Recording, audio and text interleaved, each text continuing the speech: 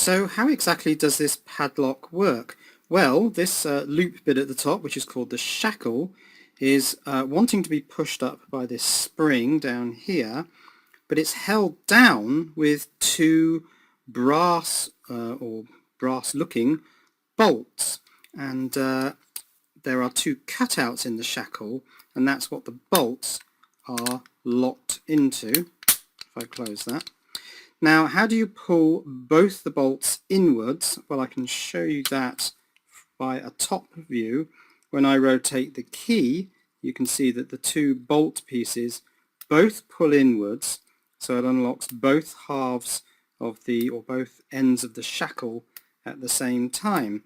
And the way that those are both pulled in opposite directions is at the top of the plug, this sort of rotating bit, which I really want to call the barrel, are two sticking up pins, look a bit like rabbit ears, and because they're at opposite sides of the plug, when you turn it, one moves to the right and the one at the back moves to the left, and so you can see that they pull the two brass bolts away from the shackle and release the shackle to spring out. Let's try it with the shackle down, pull them in, and the shackle springs out.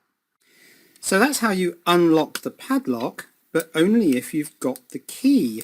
The key is what allows the plug to rotate away from its locked position. Now without the key, the plug won't rotate. So if I pull the key even just partially out, that's locked. And in any position other than fully inserted, I can't rotate the plug. And the reason I can't rotate the plug is because these driver pins have pushed into little holes in the plug and locked it in place. Now you can see that when the key is fully inserted, all the driver pins are aligned. Ignore the one on the left here, that just appears to be a pin that locks the plug to stop it pulling out. In any other position than fully inserted, the driver pins are misaligned, and as I pull it out they all jump to different positions, but always misaligned, and when the key is fully out, the driver pins are misaligned. Only when I push the key fully in are they completely aligned, and they create what's called a shear point.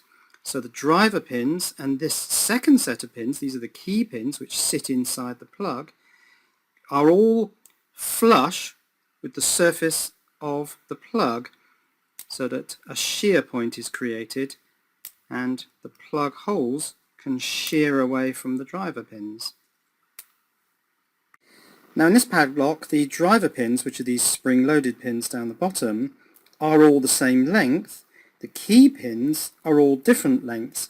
Now they may look like they're all aligned, but they're only aligned because they're sitting on top of the hills and valleys of the key. So each of these key pins sits on one of these little levels, and they're all different lengths, and only when the key pins are matched to the hills and valleys on the key do you get this flat line. In fact, it's not quite flat. Key pin number 3 looks a little bit short, but it doesn't actually seem to matter much. The shear still works. The plug can turn, shearing away from the driver pins.